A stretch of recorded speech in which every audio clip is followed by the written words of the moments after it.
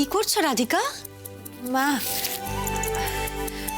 মা ওর জন্য একটা চকলেট কেক বানিয়েছি।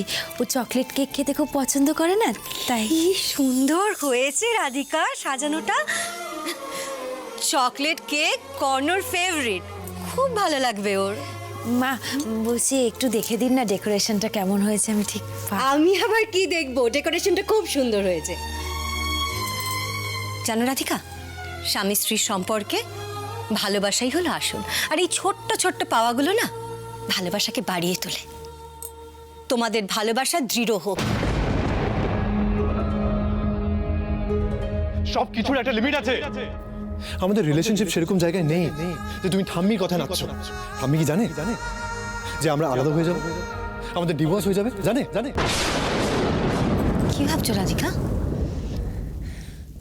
মা মা আমার না ওকে অনেক কিছু বলার আছে। আমি জানি না আমাদের সম্পর্কটা কোন দিকে মোড় নেবে। আমি সত্যি জানি না মা।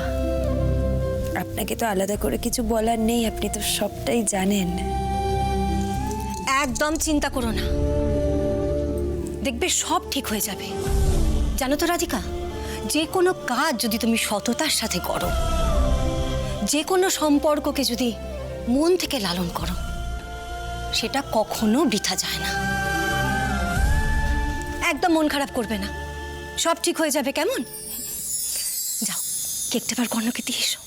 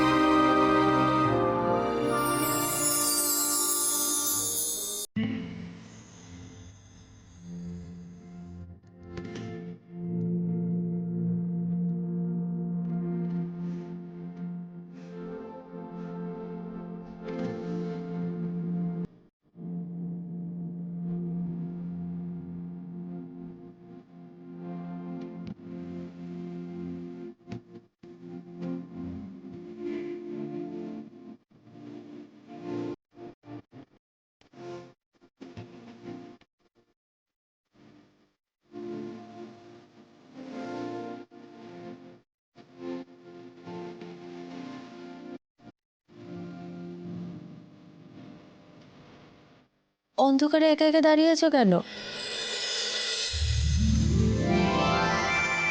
তোমার জন্য একটা সারপ্রাইজ আছে। কি?